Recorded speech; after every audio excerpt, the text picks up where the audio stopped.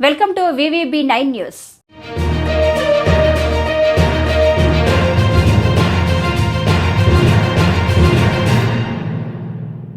గన్నవరం నియోజకవర్గం గన్నవరం మండలం Kesarapalli IT park సమీపంలో సీఎం చంద్రబాబు నాయుడు ప్రమాణ స్వీకారం పనులు ముమ్మరం.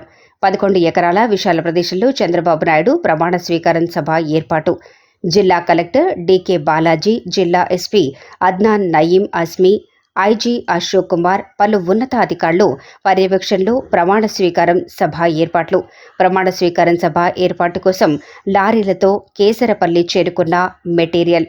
గతంలో పసుపు కుంకుమ సభా ప్రాంగణంలోనే చంద్రబాబు నాయుడు ప్రమాణ స్వీకారం సభ ఏర్పాట్లు.